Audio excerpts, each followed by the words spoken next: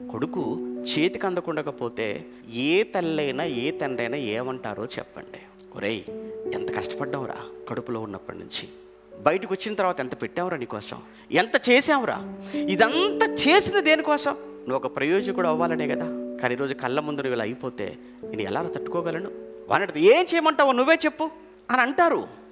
ఈరోజు నిజంగానండి పిల్లలకు అసలు తల్లిదండ్రుల విలువ కానీ తల్లిదండ్రుల కష్టం కానీ నిజంగా చెప్తున్నానండి.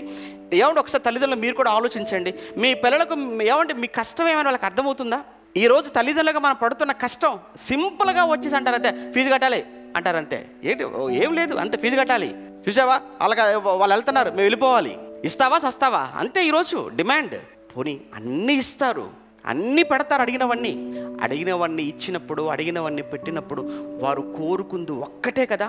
నువ్వేమో ఎన్నో పెట్టావు వాళ్ళ ముందు, వాళ్ళు నీ నుంచి కోరుకుందాలో ఒకటే, మంచిగా చదువుకోవాలి. నీ తల్లిదండ్రులు ఇన్ని కోరికలు తీర్చినప్పుడు, ఇన్ని అడిగినవి ఏది కాదనకుండా పెట్టినప్పుడు, వారు కోరుకున్న ఒక్క కోరిక మంచిగా చదువుకొని మంచివాడుగా ఉండాలన్న దానిని నువ్వు నెరవేర్చలేనప్పుడు ఎందుకురా జీవితం, ఎందుకు ఆ బ్రతుకు? కన్నవారి కంట్లో నీళ్లకు కన్నవారిని ఏడిపించి దుఃఖపెట్టి బాధపడి వారి గుండెలు బాదుకునేలా చేసి తల ఎత్తుకోకుండా చేసి వారికి అవమానాన్ని మిగిల్చి వారే ఉరిపోసుకునేటట్టుగా చంపుకునేటట్టుగా చేస్తున్నారు అని అంటే ఈరోజున్న పిల్లలు వాళ్ళు ఏం పిల్లలండి వాళ్ళు? ఒకప్పుడు దేవుడు కూడా అదే పరిస్థితి అండి.